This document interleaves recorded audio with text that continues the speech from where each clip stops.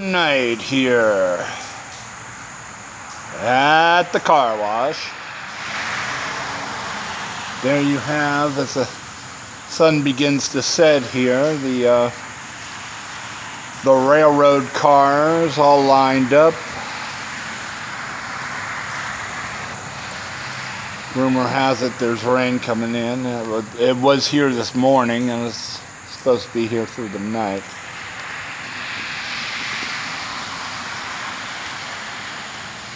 We got the cars all lined up, and you got William, also known as Bill, also known as Mariucci, here at the car wash to wash the cars. All this car, little car culture here. I feel like telling a story. Off in the distance, you see, there is a Live Oak restaurant and bar, and there is a car repair shop. So the place seems to be surrounded by cars,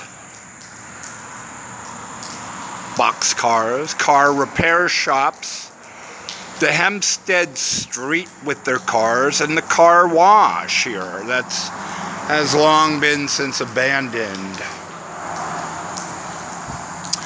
And with the thought of cars, I've been thinking about when I was a young man, riding the box cars across the country and dreaming of having a car.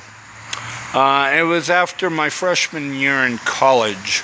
I went to Los Angeles and lived that summer with my brother. It was 1979. I got a job part-time, or not part-time, actually it was full-time at a Jack in the Box restaurant on Santa Monica Boulevard, right below Westwood, which is where UCLA is, where the campus of UCLA is. And I worked graveyard shift, shoveling food to the usually the college students after 11, 12 o'clock at night, usually in their cars, you know, after they had a few drinks. All right. So, so one night I'm serving out the food, and it's a weekend night. And on this particular night, it was about 2 or 3 o'clock in the morning. And mind you, after like 11 o'clock, there's no one in the restaurant besides me, the clerk, cashier, and a cook. Whose name I remember to this day. His name was Arturo.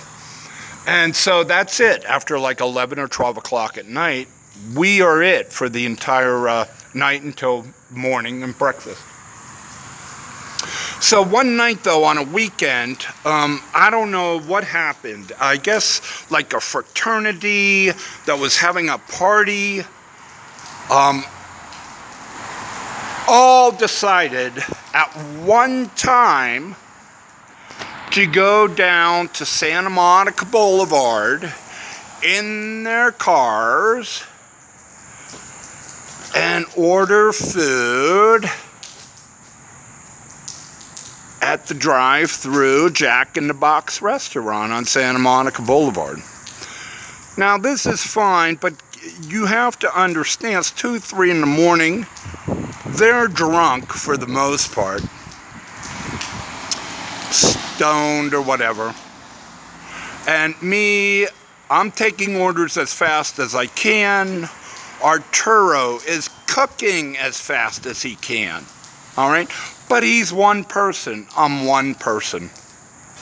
Pretty soon, the cars are lined up like a freight train, full of hungry boys who want to fill up on burgers and fries and Coke and head back to their frat house and fall asleep like a stuffed bear. Well, the line got longer and the line got longer.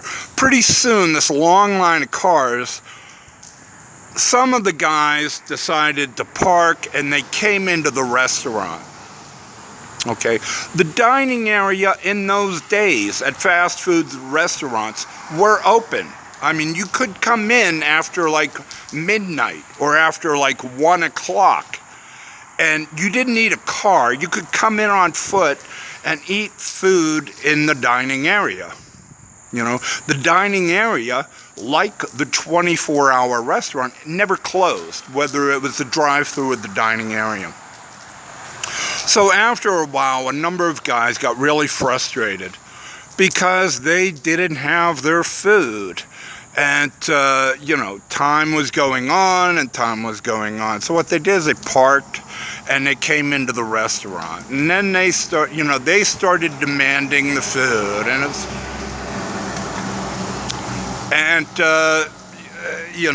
There was as much as I could say to them that there's just me and one cook and we're doing the best we can and please be patient. Well, patience only goes so far at 3 in the morning when you're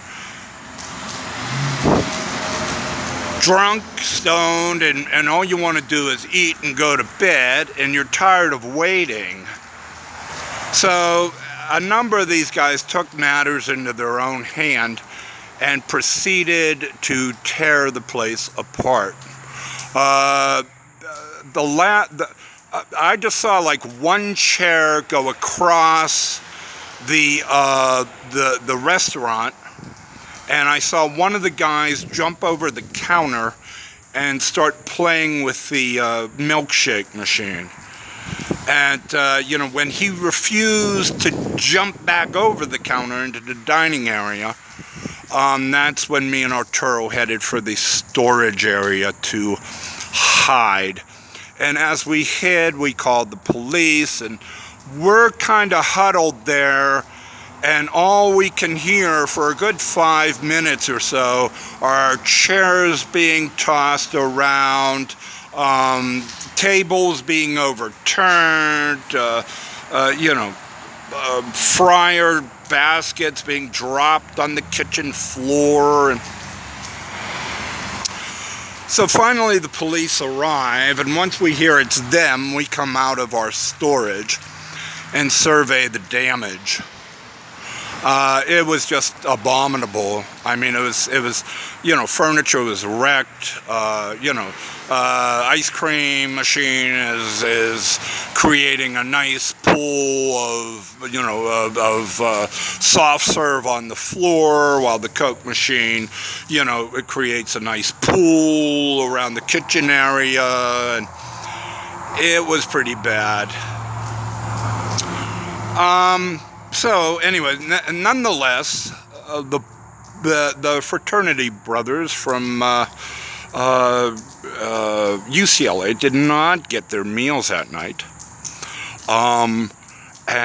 Despite coming into the cars and then parking their cars and stuff, but they did destroy the restaurant, and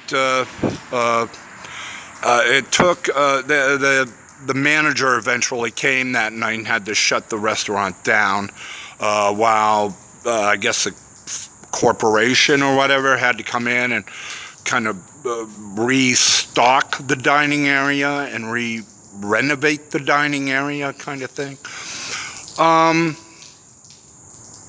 And it was not too long after this that I started noticing myself around the country, actually, around the city, being a college student and going to a lot of fast food restaurants, is that no longer did fast food restaurants have dining room hours after like 10 o'clock or so. They might have drive-through 24 hours.